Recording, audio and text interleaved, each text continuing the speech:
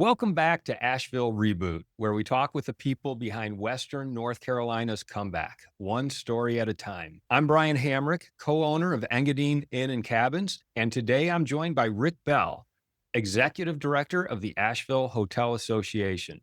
While our last episode shared the story of our property, Engadine Inn Cabins, today's conversation looks at the broader picture, how the hotel industry in Asheville has been impacted by Hurricane Helene, and what recovery looks like from the top down. Rick, thanks for joining us today. Can you give our listeners a quick overview of the association and who it represents?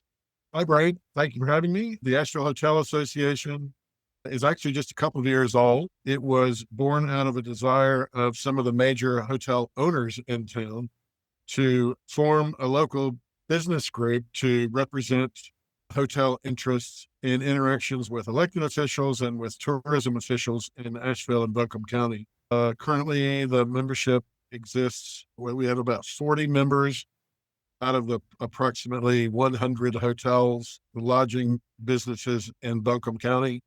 That would include the bed and breakfasts.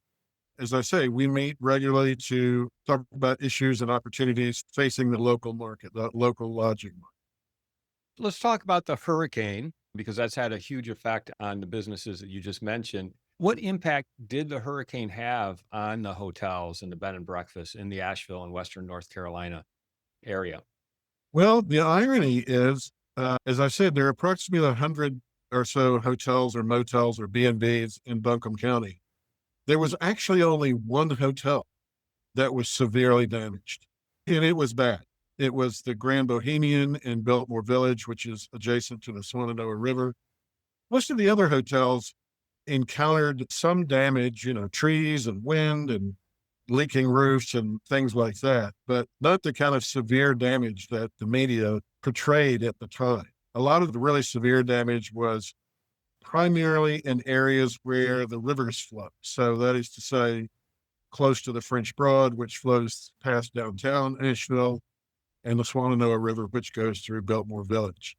In fact, the day after the storm, if you walked into downtown Asheville, you wouldn't know that anything had happened. What people have seen on the news, a fairly accurate presentation of what happened along the river, say in the River Arch District, but not to the majority of the hotels. Even one of the hotels in the River Arch District had no damage at all. It was up high enough that it wasn't affected.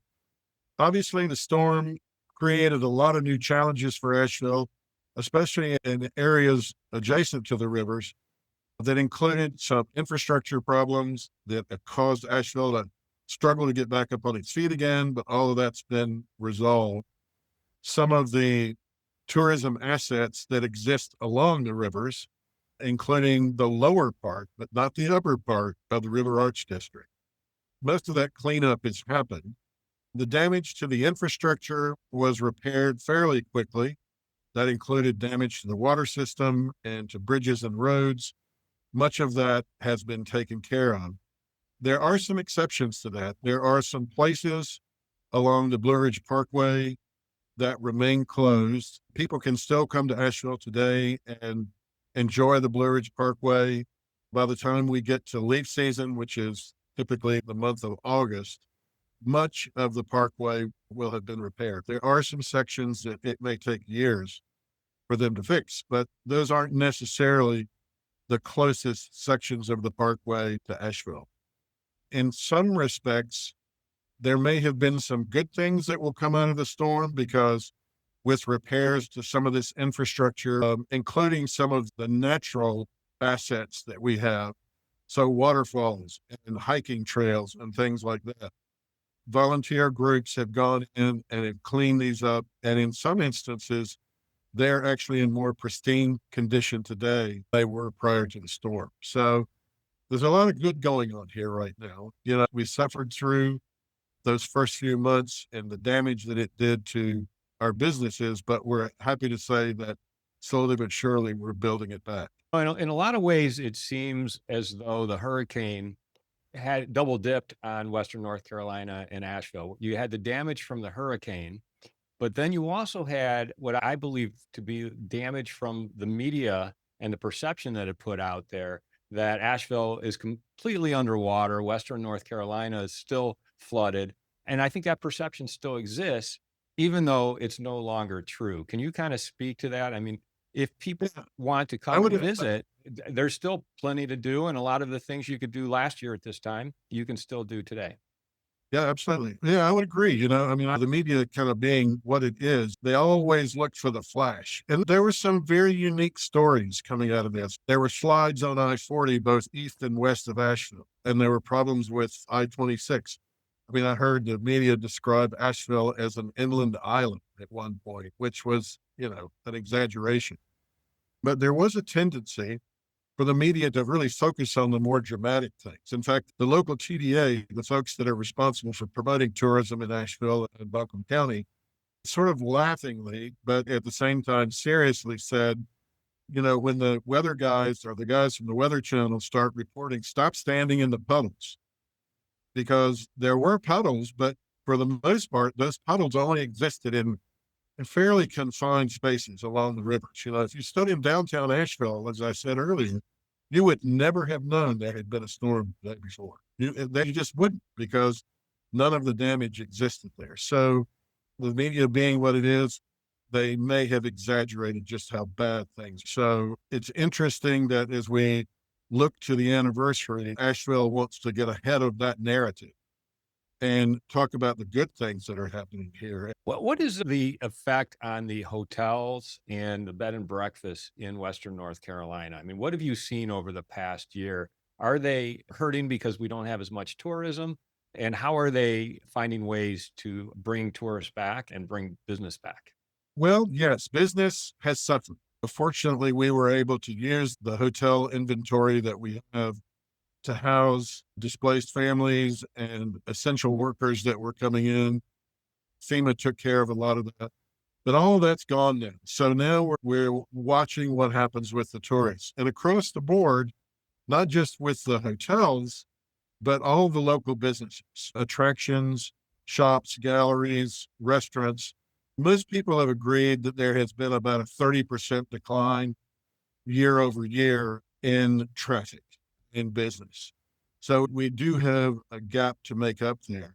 The good news for people that are coming to visit, Asheville's always been a crowded place on the weekends. If you're interested in visiting Asheville, now's a great time to come, because, with 30% fewer people, especially during the week, there's a lot to do without a lot of crowds and without the lines that you would have experienced in the past. So out of it, there's a challenge, but there's also an opportunity for folks who have, interest in coming to visit. Yeah, Asheville and Western North Carolina is just a premier place to bring your family to do outdoor activities. And right now, it really seems like you can find some great deals because that perception is still out there that we're not quite back up and ready, but we are. And with the anniversary coming up in September, and we're recording this in mid July, we're in the summer season and we're heading into the fall season, which is always a very popular time. And we know with the anniversary, there's going to be a lot more media coverage showing what happened last year, the streets underwater, the flooding and everything. What's the real message? What do we want to say, Rick, to combat that perception? I mean, we want people to know that we're back open and ready for business.